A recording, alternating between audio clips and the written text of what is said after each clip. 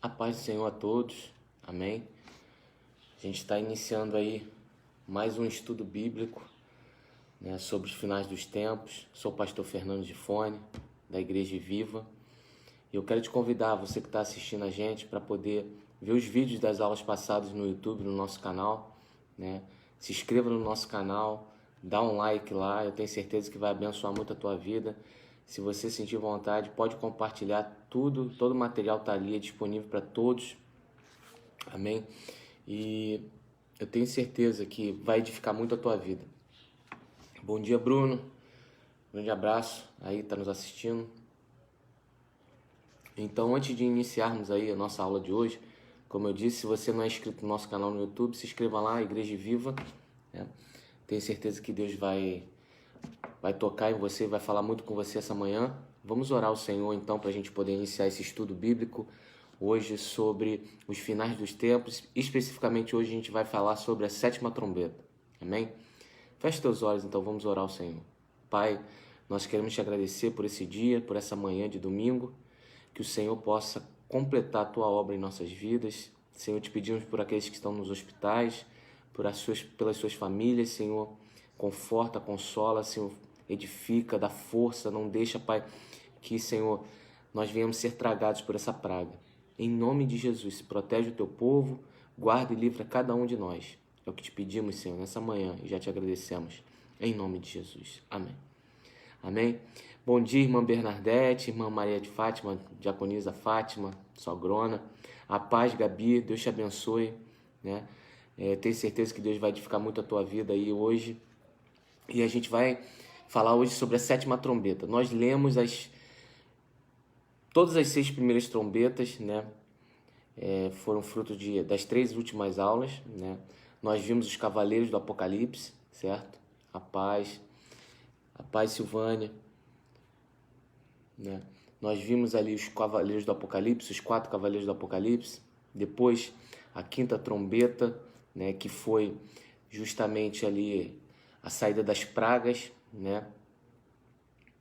A 6ª trombeta nós vimos também.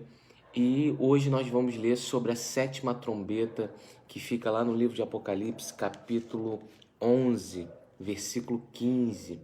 Capítulo 11, versículo 15, só para a gente relembrar, né, as outras trombetas, que talvez você esteja se perguntando, pô, mas o que foi as outras trombetas? Eu não lembro mais. Então, as 4 primeiras trombetas foram as trombetas que liberaram os cavaleiros do Apocalipse, certo? Primeiro cavaleiro branco, né? Vamos ler aqui Apocalipse. Vamos ler aqui 5ª trombeta. Visão dos mártires, abertura dos selos.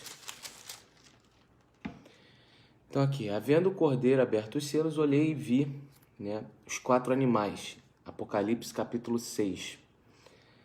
E o cavaleiro branco saiu, e o 2º selo foi aberto, o cavaleiro vermelho saiu, o 3º selo foi aberto, o cavaleiro preto saiu, e o 4º selo foi aberto, e o cavaleiro amarelo, ou baio, né, com muitas versões também traduzem, saiu. E aí depois disso, né, foram liberados esses cavaleiros e já aconteceu aquilo que nós estudamos, certo? Depois nós tivemos aí a visão, né, sobre os salvos, os mártires da glória, né? Depois da abertura do 7º selo, houve o toque das trombetas, né? Em Apocalipse 8, né? Nós lemos também o toque das trombetas, o que cada trombeta trouxe, né? Então nós vimos a abertura dos selos, os 7 selos. Depois, no 7º selo, João viu as trombetas, né? Lembro que eu sempre falo no nosso estudo, né, que o juízo de Deus ele nunca vai diminuindo, ele vai aumentando, né? Quando foram abertos os selos, foram liberados os cavaleiros que a gente viu, de cor branca, vermelha, preta e amarela. Depois disso, no final da abertura dos selos, nós temos com o início do toque da trombeta, certo? A primeira trombeta tocou e aconteceu que caiu fogo do céu. A paz, irmã Domênica. A primeira trombeta tocou e caiu fogo do céu. E aí foram tocando as trombetas, certo? Nós vimos nas outras aulas. Quando chegou na quinta trombeta, né? E aí eu vou resumir um pouquinho para a gente poder ser bem, digamos, bem objetivo na nossa aula de hoje, né? Quando chegou na quinta trombeta, aconteceu algo diferente. Lembra que eu falei? Até a quinta trombeta, tudo que tinha acontecido estava ligado a eventos de cunho natural, certo? Só que quando começa a tocar a quinta trombeta, acontece uma mudança, né? Então nós vimos abertos os selos, certo? Os selos saíram os cavaleiros, e depois no último selo, João viu os 7 anjos com as 7 trombetas. E os 7 anjos com as 7 trombetas, cada toque de uma trombeta significava uma coisa, que foi o que nós vimos na aula passada em Apocalipse 8. Só que quando chegou no toque da quinta trombeta, né, houve uma mudança de juízo de Deus. Agora o juízo não era só mais natural, ele era também um juízo agora que estava saindo do campo espiritual. Antes, quando tocava uma trombeta, acontecia alguma coisa na terra. Quando tocava uma trombeta, acontecia uma coisa na terra. Quando chegou a quinta trombeta, quando essa quinta trombeta tocou, aconteceu algo no mundo dos mortos, né? E no mundo dos mortos foi liberado um demônio chamado Apolion, ou Abaddon. É o que nós lemos lá em Apocalipse, capítulo 9, versículo 11. Né? E tinham sobre si um rei, o anjo do abismo, certo? Então, Abaddon, ou Apolion, é o anjo do abismo, é o anjo responsável por, digamos, gerenciar, fazer a gestão do abismo. O que é o abismo? Lembra que eu falei na última aula, né? O abismo é uma região no mundo espiritual onde era separado para as pessoas que estavam no inferno ali, certo? Então, no inferno, Jesus fala, na parábola do rico e do Lázaro, ele fala sobre 3 regiões no mundo dos mortos, que é o Hades. Se vocês tiverem dúvida, por favor, né, vocês têm a liberdade de colocar aqui na nossa live, sem problema nenhum. Então, quando Jesus profere a parábola do rico e do Lázaro, ele diz que no Hades, ou seja, no mundo dos mortos, que muitas das vezes esse mundo dos mortos é traduzido para a nossa Bíblia como um inferno, mas na verdade ele é o mundo dos mortos. Então, Jesus fala que no Hades, ou seja, no mundo dos mortos, existe uma região de tormento, que é o Gema, certo? Que é o inferno propriamente dito. Existe uma região de consolo, que é o seio de Abraão, que muitos chamam de paraíso, certo? E existe uma outra região no mundo dos mortos, que é o abismo, certo? Lembra que Jesus proferiu essa parábola.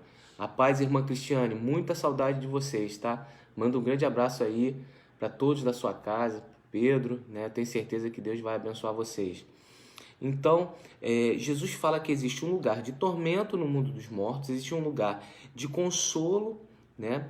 Existe um lugar de consolo, que é o paraíso, e existe um lugar, né, de prisão, que é o abismo, que é um lugar onde ninguém pode atravessar de um lado para o outro, que é um lugar fechado. E esse anjo, Apolion, né, Apolion ou Abaddon em grego, ele é o anjo principal do abismo, certo? Ele é o chefe, o principado do abismo. E esse principado do abismo vai ser solto com o toque da quinta trombeta. E aí, quando ele é solto, né, ele vai trazer um juízo à terra, certo? Porque ele é um anjo que controla o abismo, as prisões. E perceba que logo depois que ele é solto, toca-se a sexta trombeta. E o que foi a sexta trombeta? Na aula passada que nós lemos. A sexta trombeta liberou, né, Deus ordenou, né, ao Apolion que ele liberasse 4 demônios que estavam presos no rio Eufrates.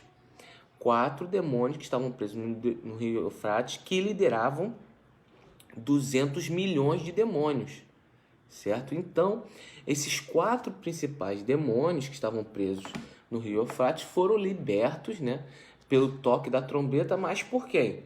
Por Apolion, que estava ali com a chave do abismo, certo? Então ele liberou, né, mediante a ordem de Deus, liberou esses 4 demônios que tinham sobre si um exército de 200 milhões, ou seja, cada um desses 4 demônios que estavam presos tinha um exército de 50 milhões cada um de demônios, certo? E a Bíblia relata qual era a aparência desses demônios. Nós lemos lá em Apocalipse 9. E hoje, né, nós vamos ler, né, em Apocalipse 10, em Apocalipse 10, isso, o toque da 7ª trombeta, certo? O toque da 7ª trombeta, depois, é claro, do toque da 6ª trombeta. Nós lemos o toque da 6ª trombeta. Na semana passada falamos sobre as 2 testemunhas, certo? Nós já vimos isso. E hoje vamos ler sobre a 7ª trombeta, e é aí que vai começar o juízo de Deus, certo? Até então, não começa o juízo de Deus. Ou seja, tanta coisa ruim já aconteceu e ainda não começou o juízo de Deus. Então vamos ler lá em Apocalipse. Quero te convidar a ler comigo lá em Apocalipse, Apocalipse 11, versículo 15, a 7ª trombeta, tá? Então vamos ler. E tocou o anjo a trombeta, o 7º anjo a sua trombeta, e houve no céu grandes vozes que diziam: os reinos do mundo vieram a ser do nosso Senhor e do seu Cristo. Ele reinará para todo sempre. E os 24 anciãos que estavam assentados no trono de Deus, diante de Deus, prostraram-se sobre o seu rosto e adoraram a Deus, dizendo: graças te damos, Senhor, Deus Todo-Poderoso, que és, que era e há de vir, que tomaste o teu grande poder e reinaste. Iraram-se as nações, e veio a tua ira, e o tempo dos mortos, para que sejam julgados, e o tempo de dares o galardão aos profetas, teus servos, e aos santos, e aos que temem o teu nome, a pequenos e a grandes, e tempo de destruíres o que destroem a terra. Então, primeira coisa que a gente vai fazer inicialmente, uma análise desses versículos que nós lemos até aqui. E quando ele finaliza o versículo 19, ele diz: e abriu-se no céu o templo de Deus, e a arca do seu concerto foi vista no seu templo. E houve relâmpagos, vozes, estrovões, e terremotos, e grande sarai. Então vamos fazer uma análise sobre esses versículos que nós lemos. Bom dia, irmã Gleicia, irmã Domênica, a paz do Senhor. Então vamos fazer uma análise aí sobre esses poucos versículos que nós lemos, 4 versículos que nós lemos, que simboliza o toque da 7ª trombeta. Então nós vimos aí no versículo 16 que existem 24 seres que estão diante do trono de Deus, que são chamados de 24 anciãos, certo? Quem são esses 24 anciãos? Nós não sabemos, a Bíblia não relata, mas são seres espirituais que são responsáveis pela adoração no trono de Deus, certo? Então esses 24 anciãos, eles estão ali diante do trono de Deus, adorando ao Senhor. Eles simbolizam cada um uma hora, ou seja, 24 horas, durante todo o tempo existe adoração, né, no trono de Deus. Uma coisa que foi observada, né, nessa adoração é justamente a representação do tabernáculo de Davi. Durante o reinado de Davi, Davi estabeleceu um tabernáculo. E nesse tabernáculo havia adoração, turnos de levitas, para que eles pudessem adorar a Deus 24 horas por dia. E aqui no céu, né, provavelmente Davi ele teve uma visão de Deus sobre como era a adoração no céu. Estabeleceu na terra algo semelhante àquilo que já existia no céu, né? Que são os 24 anciãos, que ali representam as 24 horas do dia, a adoração no trono de Deus para o Santo dos Santos, certo? Então é importante que todos que estão nos assistindo que entendam que a Bíblia é cheia de simbolismos, certo? A Bíblia tem muitos simbolismos. E vamos continuar no versículo 17 dizendo: graças te damos, Senhor Todo-Poderoso, que és, que era, que há de vir, e tomaste o teu grande poder e reinaste. Outra afirmação que João faz, né, ele fala sobre Deus, né, sobre a eternidade de Deus. Existe um vídeo no nosso canal do YouTube que fala sobre eternidade. Eu já comecei uma série falando sobre eternidade. Mas é importante a gente entender que a eternidade de Deus ela é diferente da eternidade dos homens.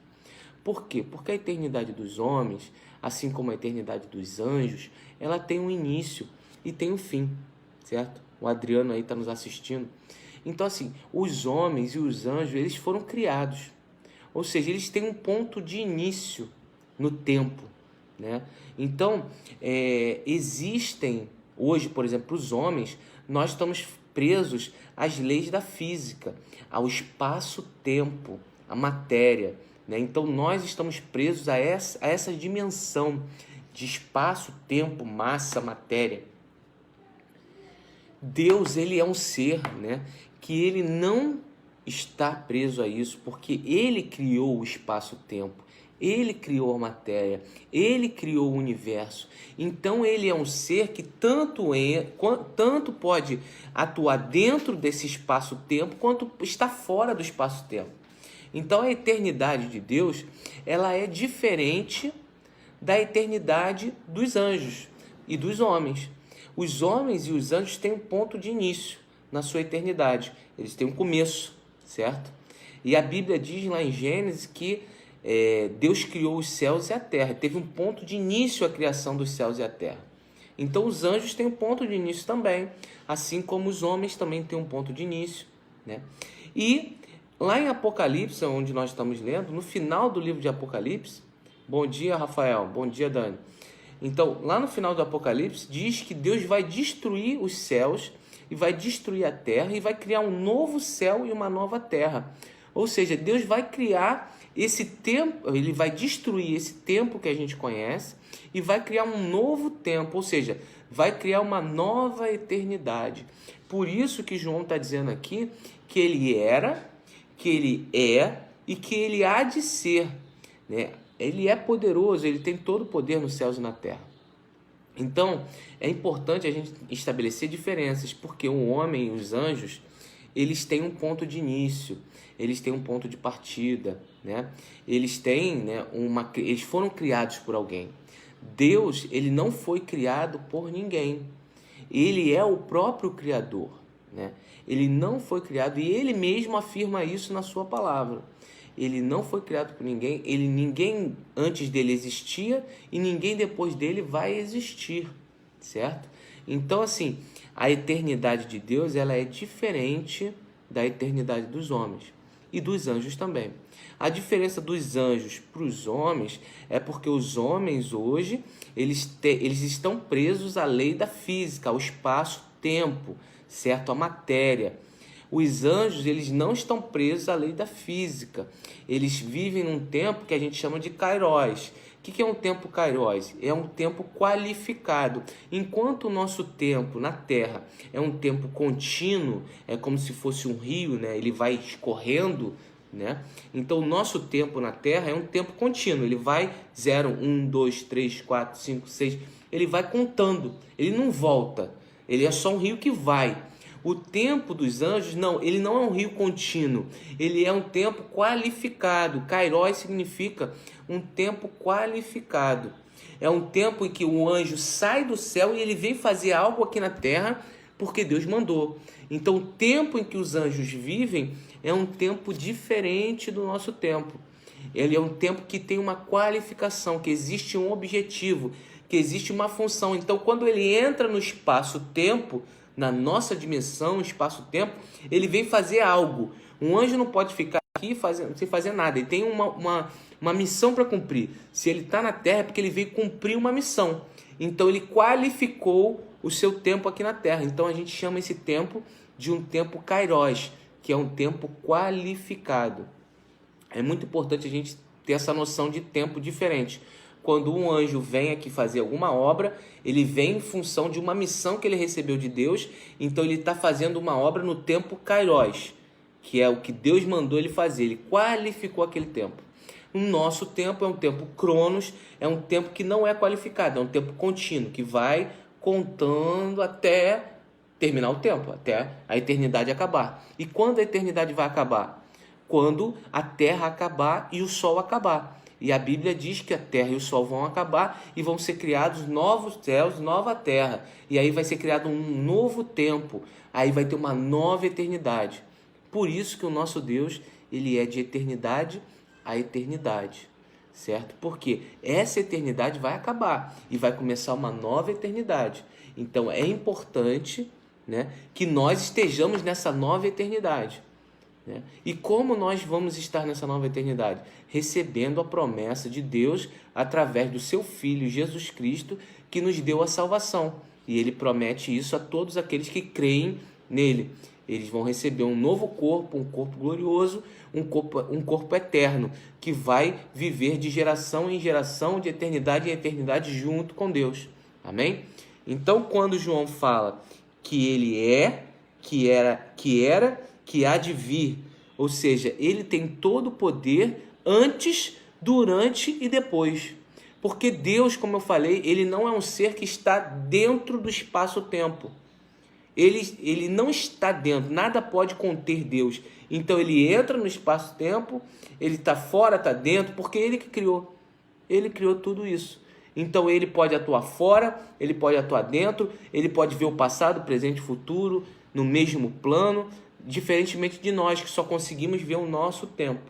A natureza de Deus, se é que a gente pode dizer que Deus tem uma natureza, porque Deus não é um ser natural, né?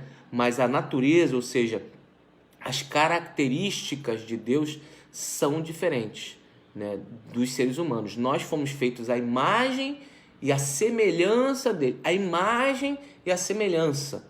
Mas não somos iguais.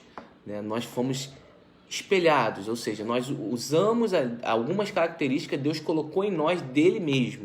E é isso que nós precisamos entender.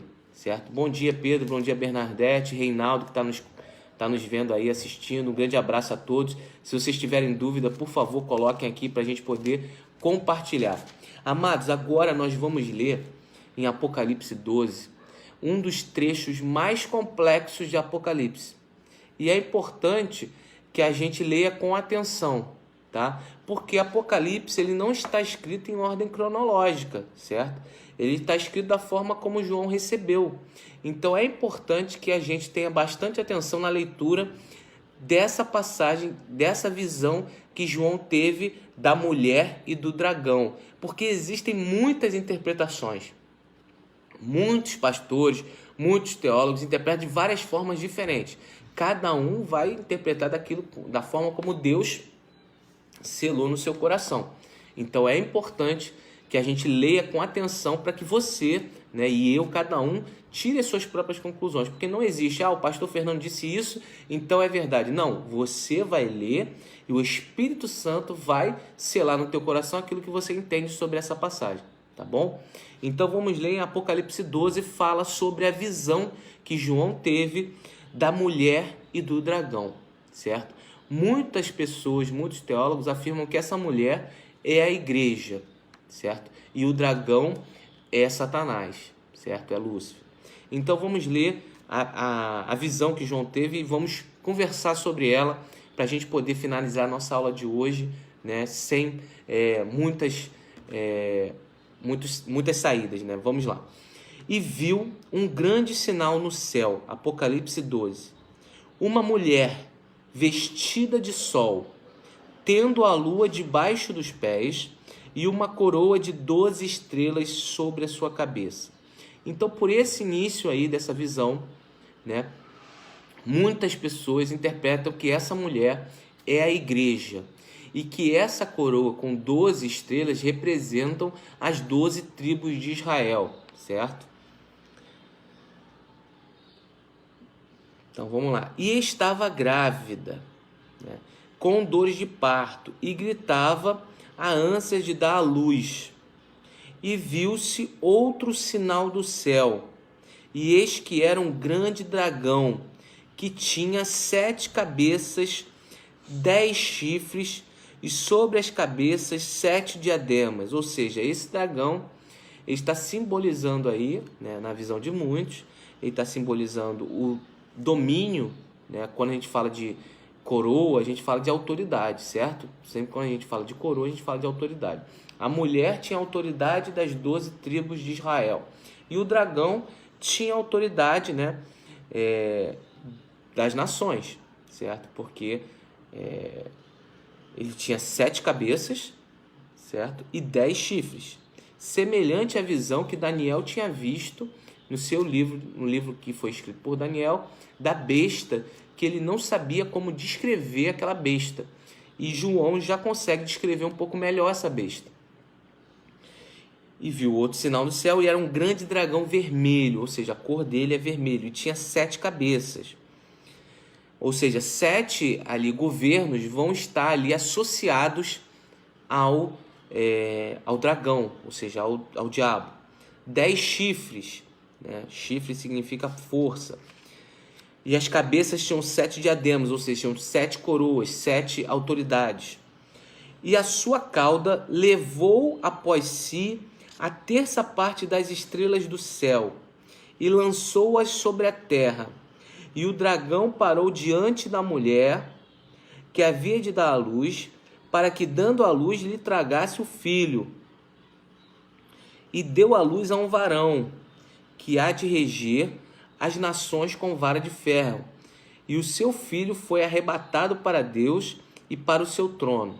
Então, esses primeiros versículos, quando nós lemos, ele fala, né? Ele faz uma... Muitas pessoas interpretam que esse início aqui que ele fala aqui, que a sua cauda levou a terça parte das estrelas, fala sobre a queda de Lúcifer, né? E dos anjos caídos do céu, que na queda dele ele levou a terça parte dos anjos que estavam no céu, caíram com Lúcifer.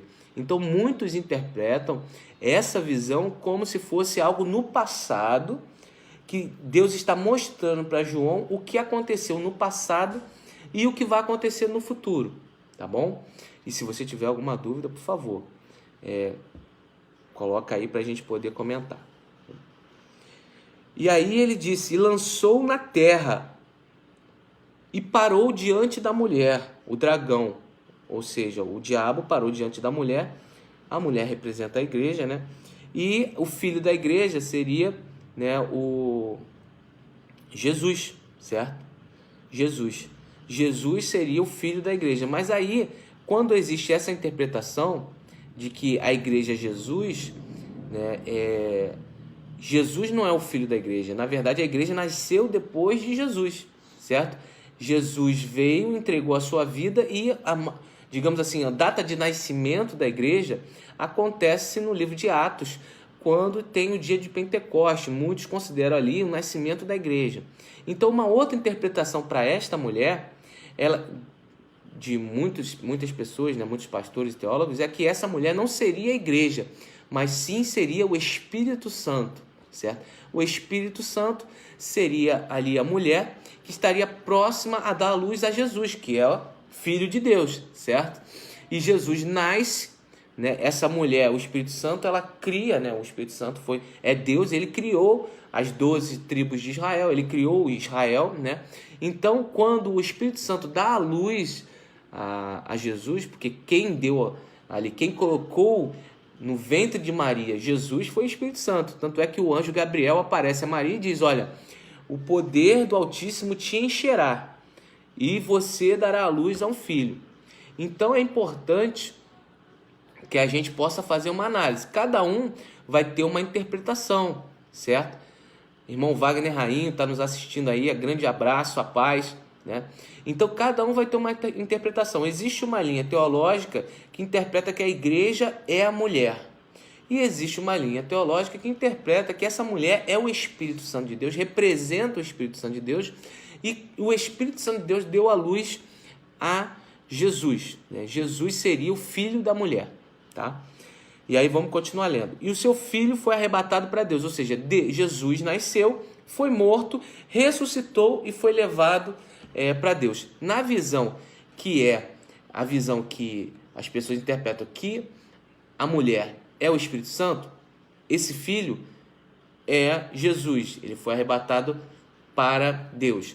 Na visão que essa mulher é a igreja, muitas pessoas interpretam que o filho é a igreja que vai ser arrebatada. Então, assim, existem linhas de interpretação diferentes. Então, nós temos que verificar aquilo que mais Deus sedimenta no nosso coração. Então, vamos continuar lendo para que a gente possa ter uma análise do contexto total dessa passagem. E a mulher fugiu para o deserto.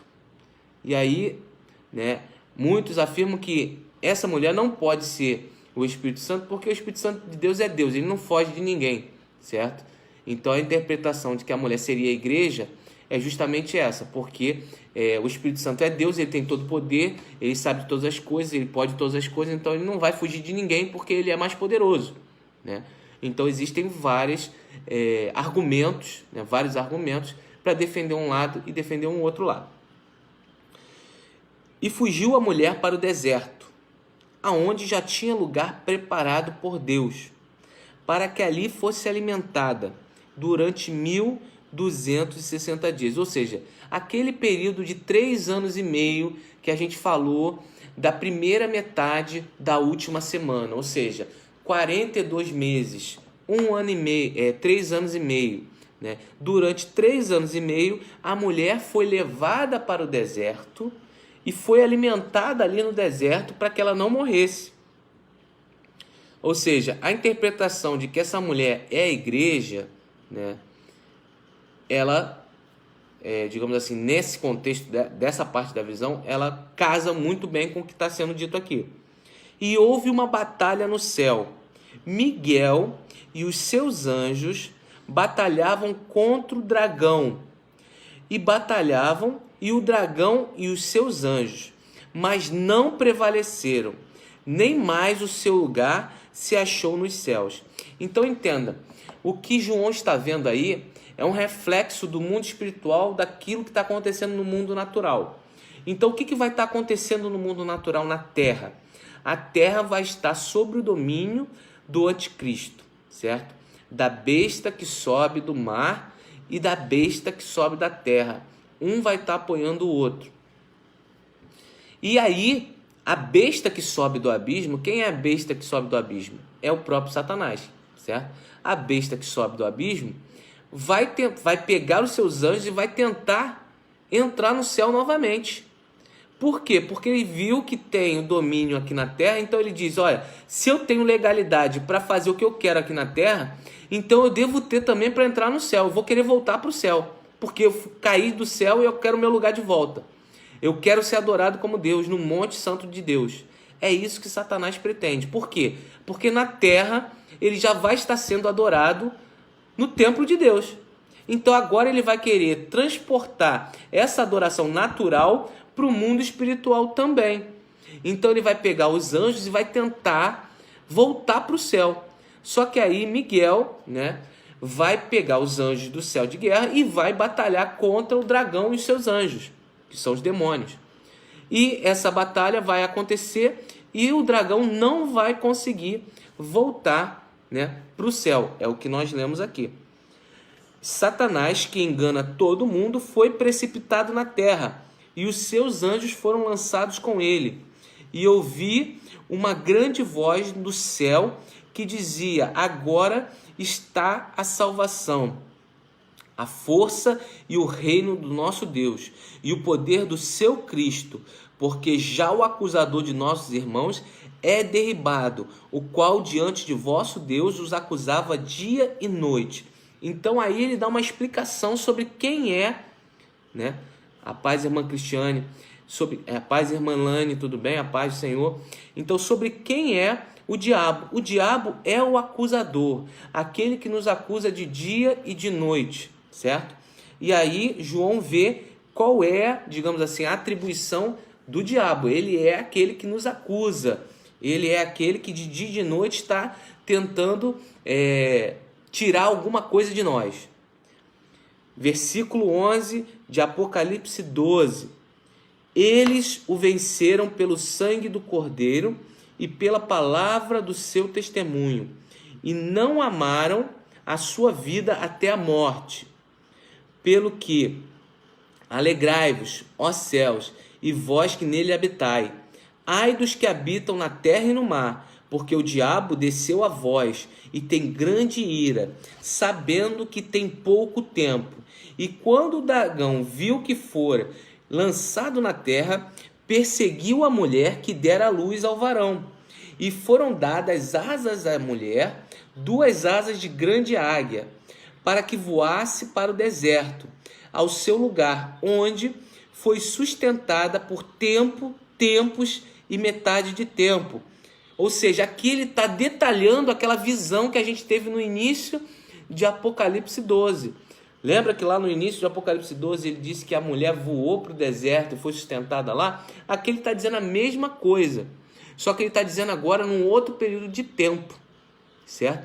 Que é o período de tempo mais à frente. É um período de tempo mais à frente. Então a gente precisa ter, como eu falei, o livro de Apocalipse não está na cronologia sequencial. Você tem que fazer uma análise do que ele está naquele momento falando, o que ele está se dirigindo, né? Então aqui ele diz o seguinte, olha, o diabo, ele tentou voltar ao céu e não conseguiu. E ele foi lançado na terra. Quando eu falo diabo, a gente está falando de um ser espiritual, tá? E é muito importante a gente ter essa visão, que o diabo, ele é um ser espiritual. E ele vai ser precipitado no mundo natural, certo?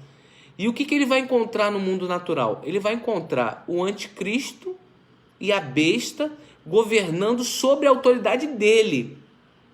Então, quando ele for precipitado na terra, ele já vai ter consciência de que ele foi vencido lá no céu, no mundo espiritual. Se ele foi vencido no mundo espiritual, que é o seu habitat, digamos assim, né? Que ele vai chegar à conclusão? Que eu fui vencido no lugar onde eu tenho mais domínio.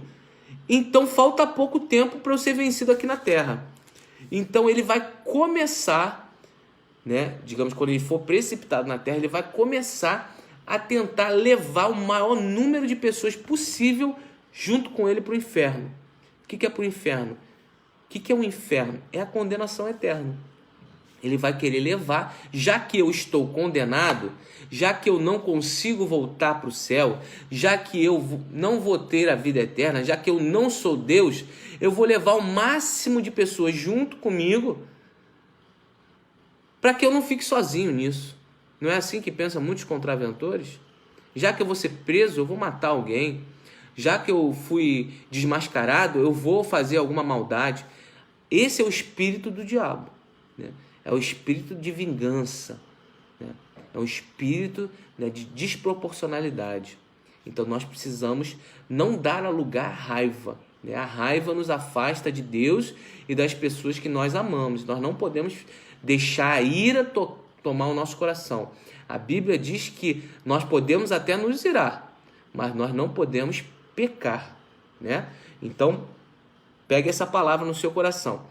Então, muitas pessoas, quando leem essa passagem sobre a mulher, que ela recebe asas de águia, interpretam que essa mulher recebe asas de águia, é a igreja, por exemplo, a igreja, qual o país que tem o seu símbolo a águia?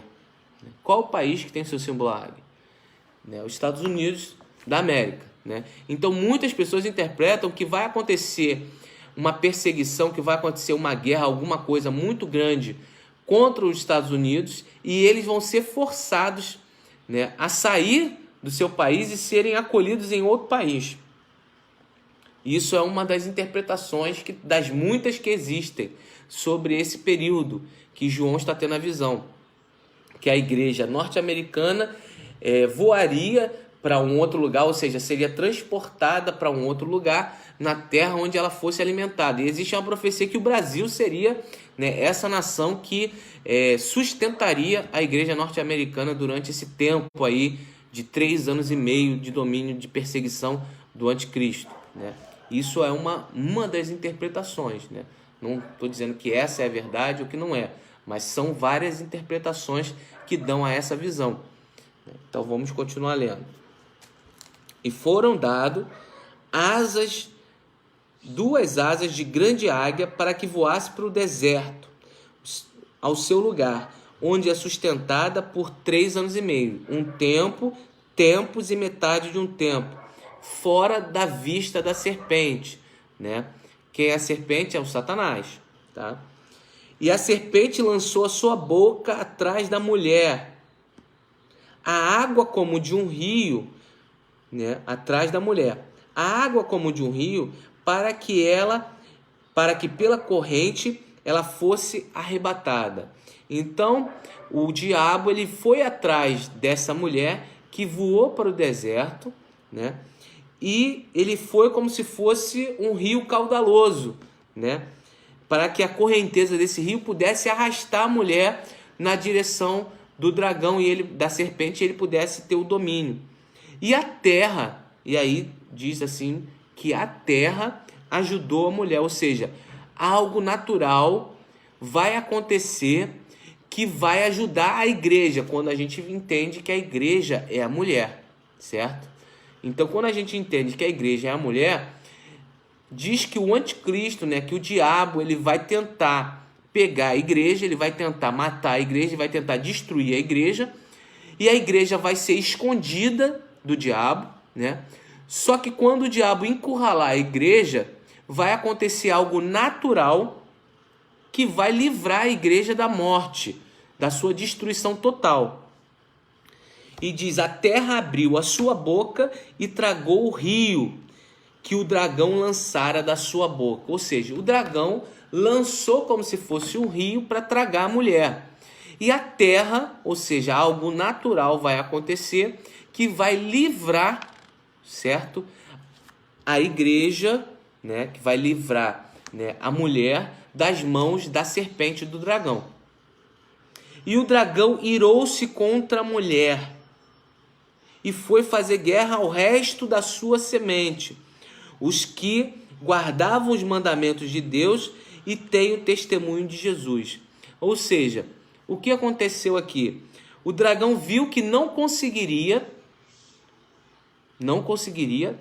pegar a mulher, porque algo aconteceu de forma natural que a mulher foi tirada do alcance do diabo. O que muitas pessoas entendem que essa passagem significa? Muitos entendem que essa passagem significa que é o arrebatamento, ou seja, aquele acontecimento que todo mundo vai ver, né, que as pessoas vão ressuscitar e vão receber um corpo glorioso e vão encontrar com Jesus nas nuvens.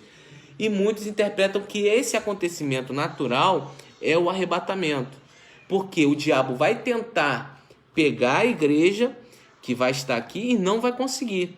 E aí logo depois, no versículo seguinte, né, o diabo, que é o dragão, ira-se contra a mulher e foi fazer guerra ao resto da sua semente.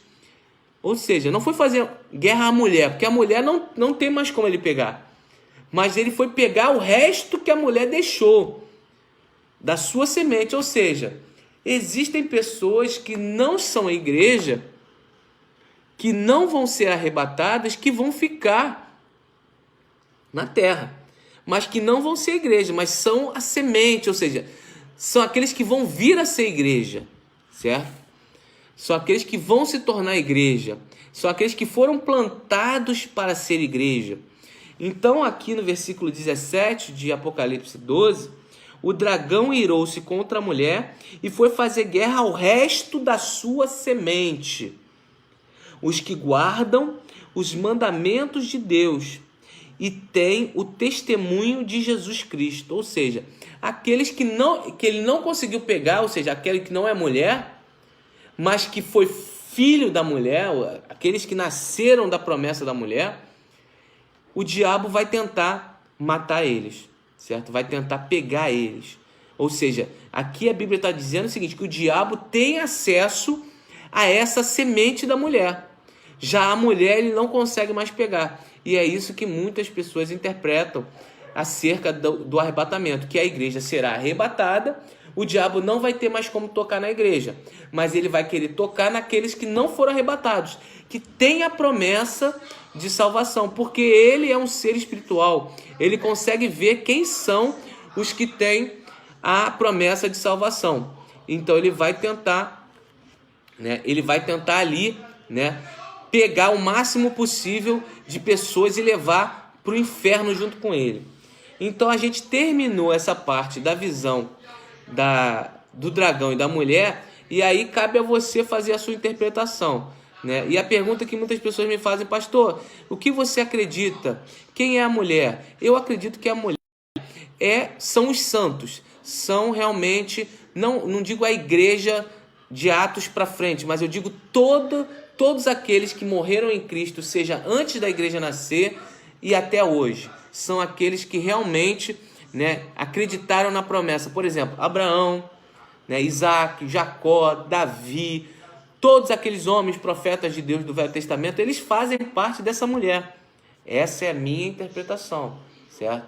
Essa mulher não diz respeito somente a Atos até lá na frente, mas todos aqueles que creram na promessa do Messias até a sua vinda e aqueles que creram a partir da sua vinda também. Esses representam para mim a mulher, certo?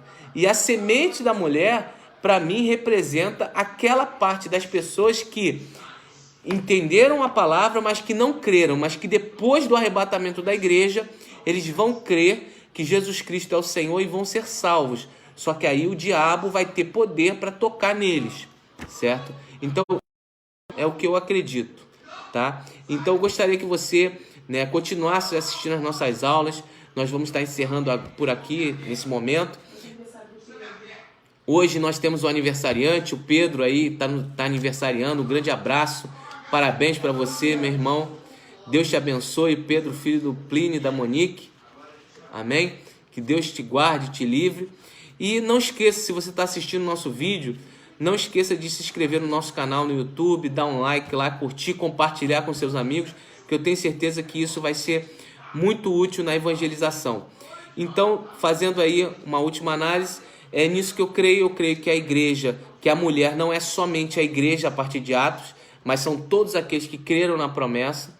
Tanto é que o arrebatamento ele vai ressuscitar pessoas que estão mortas e vai se transformar as pessoas que estão vivas, ou seja, aqueles que creram na promessa, seja antes no Velho Testamento, seja no Novo Testamento, certo? E eu tenho certeza que Deus vai revelar mais coisas para nós e Deus vai continuar nos abençoando. Vamos fazer uma oração para a gente estar encerrando, lembrando que hoje à noite nós teremos o nosso culto às 18 horas, o culto online aqui no nosso canal, no Facebook e no YouTube. Amém? A paz do Senhor a todos. Vamos fazer uma oração para estarmos encerrando. Senhor Deus, te agradecemos por essa manhã, por esse estudo bíblico, que o Senhor possa continuar derramando do teu conhecimento sobre nós, Senhor, revelando os teus mistérios somente aos teus filhos, Pai, porque a tua palavra diz que os mistérios são revelados somente aos filhos. Que o Senhor possa, nesse momento, se edificar, que o Senhor possa consolidar esse conhecimento, Senhor, para cada um que ouviu e viu a nossa aula de hoje, que participou do nosso estudo. Senhor, livra o teu povo, Senhor, continua edificando a tua igreja, abençoa e viva, Pai, igreja missionária, viva com Cristo, que o Senhor possa derramar sobre nós a tua misericórdia e a tua graça, em nome de Jesus, amém. Então estaremos juntos às 18 horas hoje, no nosso culto online, amém? Que a graça e a paz esteja com todos. Parabéns aí ao Pedro e a todos aqueles que nos assistiram, né? A paz do Senhor, estamos juntos aí às 18 horas.